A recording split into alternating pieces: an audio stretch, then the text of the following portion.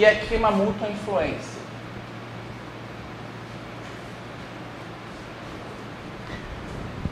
No caso do Mandeville, vai influenciar o próprio Butler e também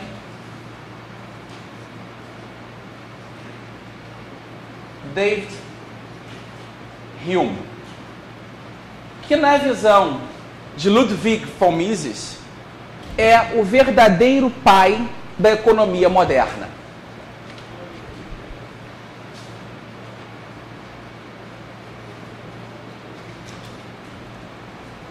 Butler vai dizer que as categorias de egoísmo ou de altruísmo não são categorias éticas. O homem pode agir no seu próprio interesse fazendo o bem do próximo. E ele pode agir no interesse do próximo fazendo o bem uma outra pessoa. Então a ética não pode ser limitada pela finalidade da ação. Se eu estou agindo para o meu interesse ou do próximo, e sim pelos meios utilizados. Se são meios justos que não vão ferir o direito do meu semelhante. O pensamento de Hume, ele acaba influenciando 3 correntes éticas que vão marcar quase todo o pensamento moral no século XIX.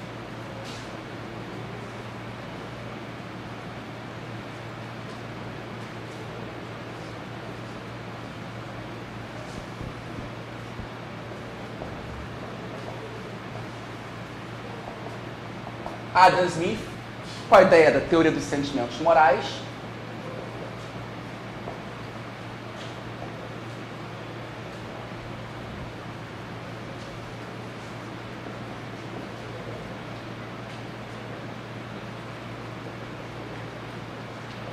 Immanuel Kant, com a ideia do imperativo categórico.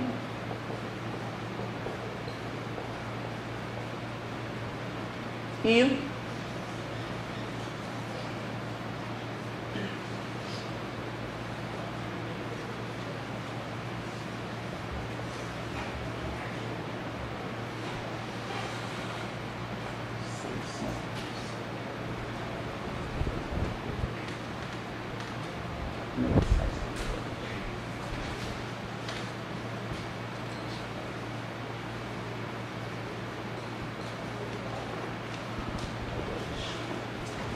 Butler também influencia Kant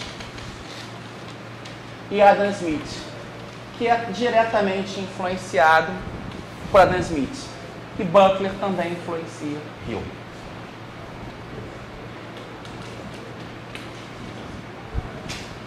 De certa forma, o pensamento econômico nos séculos 17 e 18 está sendo entendido dentro desse grande debate ético. A visão de que Adam Smith cria a moderna economia científica ao separar a economia do debate jurídico e ético é uma falácia, visto que o tratado dele de economia era o 4º ano do curso dele de ética.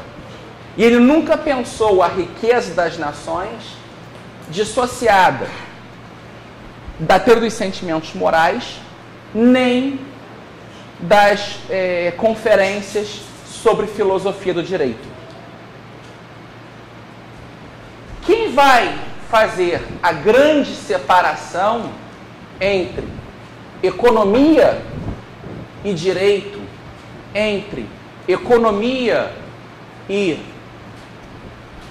ética, é David Ricardo. Não é à toa que David Ricardo se torna uma das principais fontes do pensamento marxista. O pensamento marxista, nesse aspecto, ele é a fusão de três correntes intelectuais,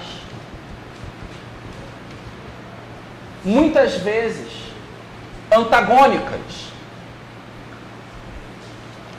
É comum nos manuais de economia afirmar que o pensamento marxista é uma síntese entre a economia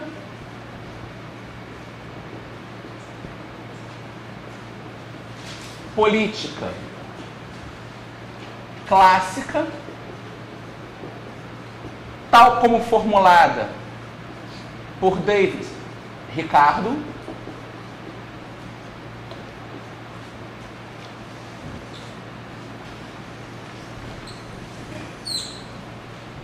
e o idealismo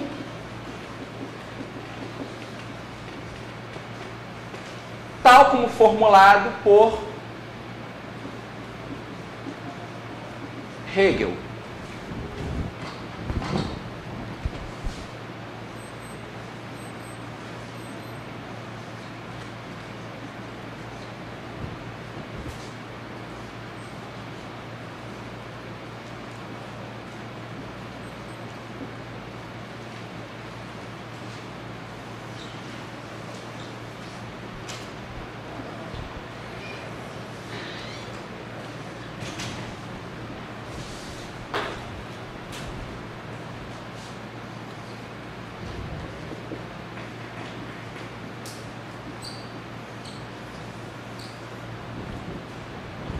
Só que esses manuais esquecem que o cimento que une esses tijolos de formas distintas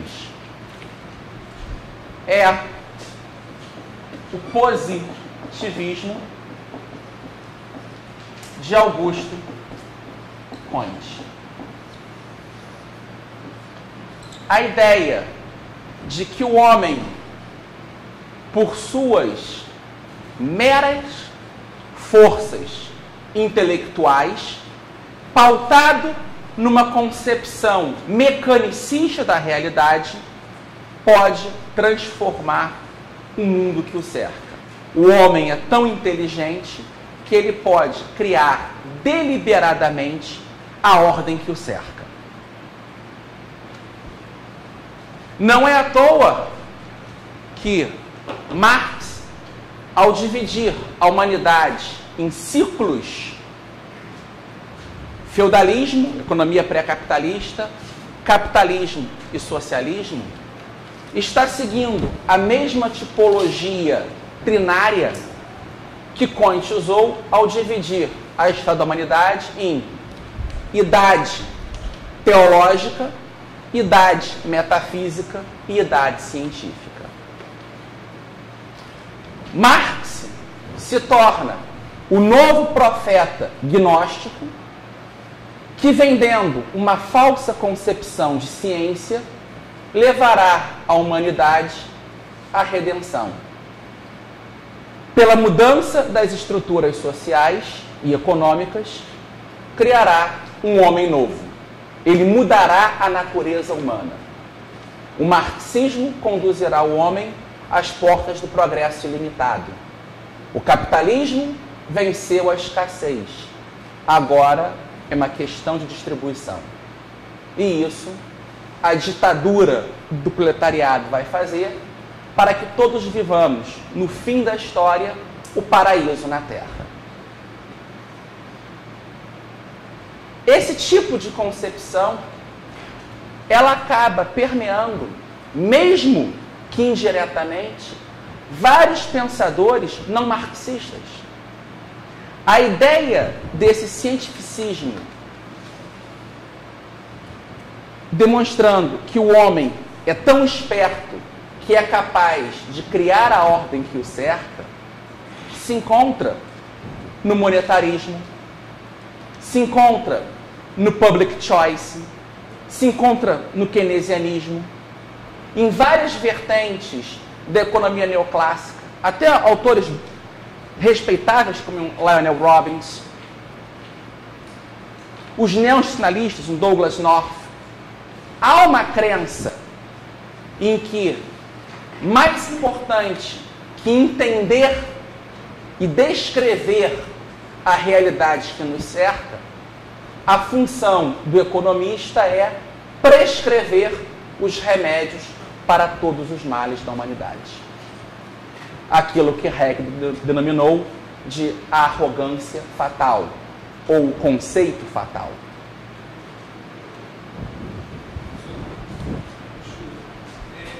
A gente vem acompanhando bem essa questão da economia, até chegar na economia política do Ricardo, dá para entender. Agora, o idealismo ficou um pouco solto. Tem como se aprofundar rapidamente para poder fazer essa contraposição que, misturado com o positivismo, vai dar no marxismo? Sim, porque que acontece? O esquema do idealismo, Hegel, de certa forma, pervertendo as ideias de Kant, o que o Kant diz? Que nós temos o sujeito e o objeto.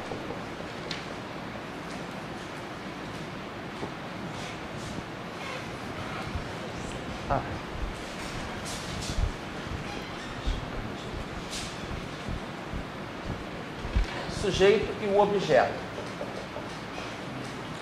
O empirismo clássico, desde Francis Bacon, definia que, por intermédio da experiência, ou seja, do acúmulo